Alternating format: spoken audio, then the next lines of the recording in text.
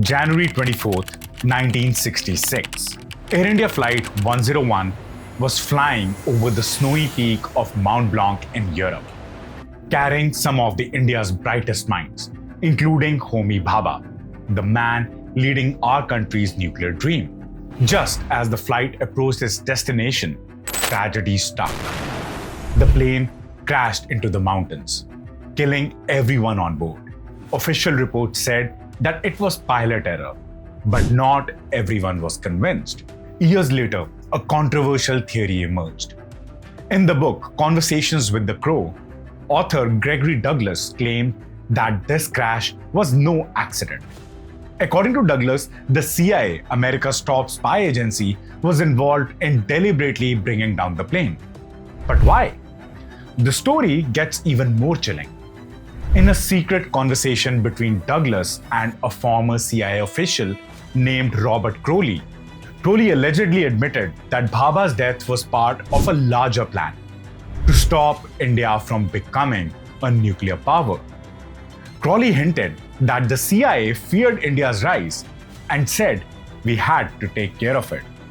This book, published in the 1990s, offers a rare glimpse into the darker side of global politics. Douglas claims these conversations with Crowley happened shortly after Crowley retired, revealing shocking truths about secret missions carried out during the Cold War. Was Bhabha's death a part of an international conspiracy, or was it just a tragic accident? In today's video, we'll explore Homi Bhabha's leadership and how he laid the foundation of India's nuclear program, the alleged CIA plot behind his death, how Bhabha's sudden loss and Lal Bahadur Shastri's death affected India's nuclear progress, and finally, how A.P.J. Abdul Kalam revived India's nuclear dream, leading to Pokhran-II test in 1998. So stay with me until the end as we uncover the mystery, politics, and resilience behind India's nuclear journey.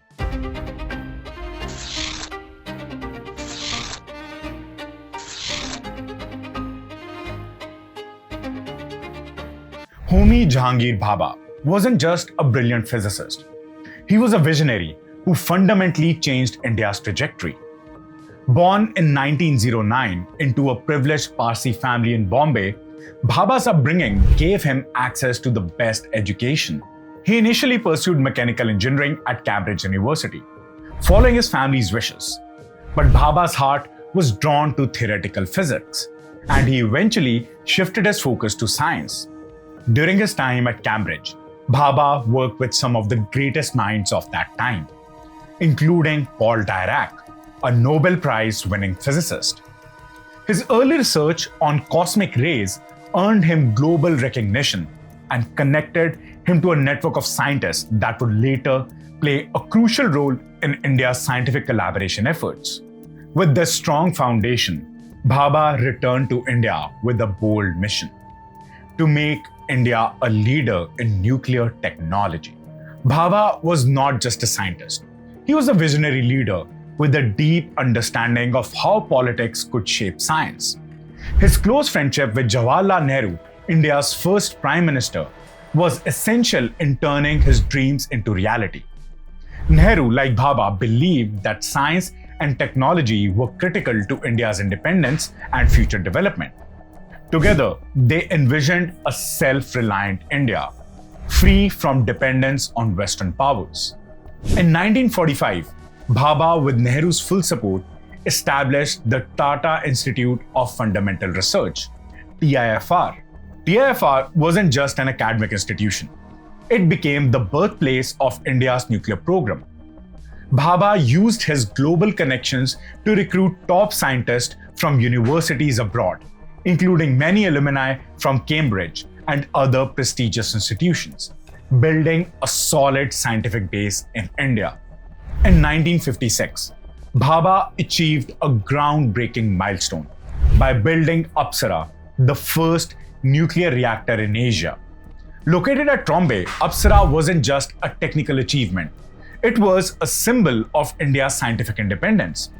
It allowed India to start producing radioisotopes which were used for medical treatment, agriculture, and industrial purposes. The reactor, designed by Bhabha himself, was a pool-type reactor that used enriched uranium fuel with technical assistance from the United Kingdom. It went critical on August 4, 1956, marking the beginning of India's journey towards nuclear capabilities. Apsara helped India gain expertise in radiation shielding, neutron activation analysis, and reactor operations, laying the groundwork for the future nuclear energy programs. In 1948, just a year after India gained independence, he established the Atomic Energy Commission of India.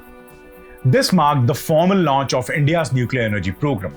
Bhabha believed that nuclear power would not only support India's development but also ensure its security. He saw how powerful nations use nuclear energy to assert global influence, and he wanted the same for India.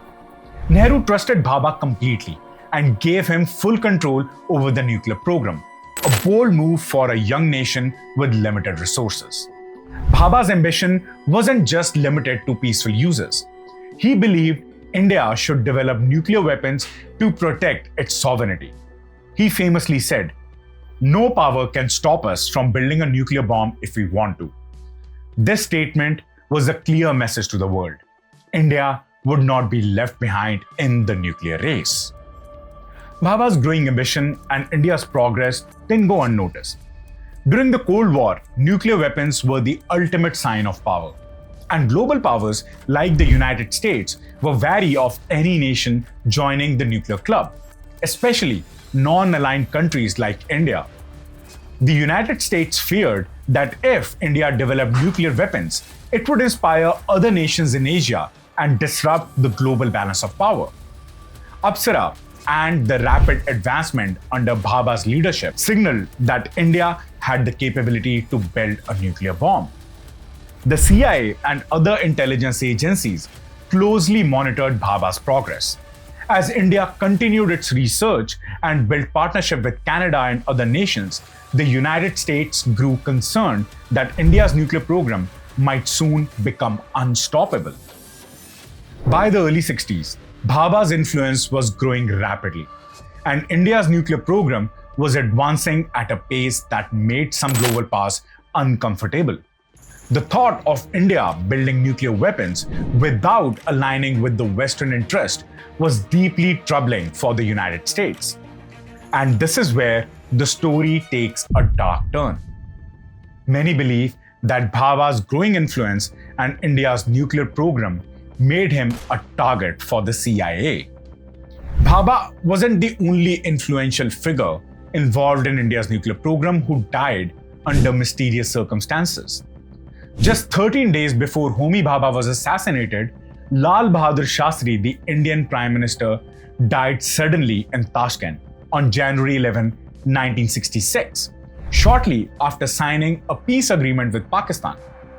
Many theories suggest that Shastri was also targeted by foreign intelligence agencies, possibly as a part of a larger plot to derail India's nuclear progress. Shastri was initially hesitant about nuclear weapons due to concerns about the economic cost. However, Homi Bhabha gradually convinced him of the need of a nuclear weapon program to counterbalance China's nuclear threat after their 1964 test.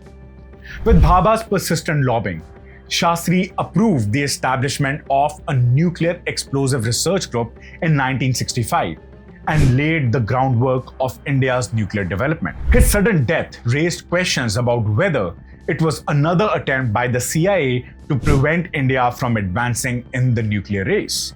On January 24, 1966, the flight was traveling from Bombay to London when it crashed into Mont Blanc, a peak in the French-Italian Alps. Tragically, everyone on board, including Homi Bhabha, lost their lives. Official reports attributed the crash to pilot misjudgment, claiming that the crew misunderstood air traffic control instructions and descended too early, causing the plane to collide with the mountain. But here's where the story takes a mysterious turn. In the book, Conversations with the Crow, the author Gregory Douglas reveals a chilling conversation with Robert Crowley, a retired CIA official. According to Crowley, this crash was not an accident. He allegedly admitted that the CIA had orchestrated the crash, believing that India's nuclear program under Bhabha was moving too quickly and becoming a threat to US interest during the Cold War. So why would the CIA want to eliminate Bhabha? According to Crowley's conversation, the United States was deeply concerned that if India succeeded in building nuclear weapons, it would upset the balance of power in the region. During the Cold War, the United States and the Soviet Union were the two main nuclear powers, and both wanted to control who could join the nuclear club. A nuclear-armed India could inspire other countries in Asia to follow the same path, weakening the dominance of the United States. Bhabha's ambitious nuclear program wasn't just about peaceful energy. It also had the potential to develop weapons. His bold public statements about India's capability to build a nuclear bomb only increased the US's concerns. According to Crowley's alleged admission, the CIA saw eliminating Bhabha as the only way to slow down India's nuclear progress and maintain US influence in the region. While Homi Bhabha and Shastri's death raised suspicions, other Indian scientists may have also faced obstacles. Foreign intelligence agencies like the CIA were known to keep close tabs on India's nuclear progress. For example, prominent scientists and officials working in sensitive area of nuclear research were often monitored, restricted, or discouraged from collaborating with international partners, creating additional challenges for the program. Bhabha's absence left a leadership void that required the combined efforts of many scientists to fill. This delay was likely a strategic win for the US as it postponed India's entry into the nuclear club by over 30 years. After the death of Homi Bhabha and Lal Bahadur Shastri, India's nuclear ambitions faced severe setbacks. Progress slowed, critical projects were delayed, and there was uncertainty around whether India would ever achieve nuclear capability. However, a new generation of scientists, led by A.P.J. Abdul Kalam, took it upon themselves to revive India's nuclear dream. Abdul Kalam's journey began in India's missile development program, but his expertise would become crucial for nuclear weapon research. By the 1980s, he had become a driving force behind integrating nuclear technology with missile systems, preparing India for Pokhran-II, the series of nuclear tests conducted in 1998 that firmly established India as a nuclear power. Abdul Kalam, working closely with Raja Ramanna and R. Chidambaram, spearheaded the scientific effort that led to India's second nuclear test in 1998. The test was conducted under Prime Minister Atal Bihari Vajpayee, and they marked a turning point, making it clear that India now had a credible nuclear deterrent. These tests were the culmination of efforts that began with Homi Bhabha's vision, but were delayed for decades due to leadership challenges, political challenges, and foreign pressures. Under Abdul Kalam's leadership, India's nuclear program was revived with a renewed focus on both defense and peaceful applications, such as space and energy. Today, India stands as a recognized nuclear power with advanced missiles and defense systems. Its nuclear policy is focused on credible minimum deterrence and maintaining a no first use policy. The work of scientists like Kalam and Bhabha ensured that India became self-reliant in critical technologies, earning global respect. India's nuclear capability has also enabled it to engage in international nuclear trade, signing agreements with countries like the United States, Russia, and France, further strengthening its energy infrastructure. It's impossible not to wonder what if Homi Bhabha and Lal Bahadur Shastri had lived longer. Would India have developed nuclear weapons much earlier? Would the region's geopolitical landscape look different today?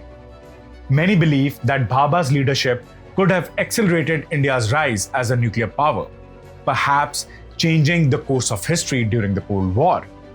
Shastri's steady leadership and support for the nuclear program might have ensured faster progress, and a stronger national defense from the 1960s itself. If you found today's deep dive into Homi Bhabha's mysterious death thought-provoking, you won't want to miss our next investigation. Was CIA behind Bangladesh protest? Just like the story of Bhabha, this one uncovers another web of secret operations and global power plays. Was the CIA involved in shaping South Asia's future once again?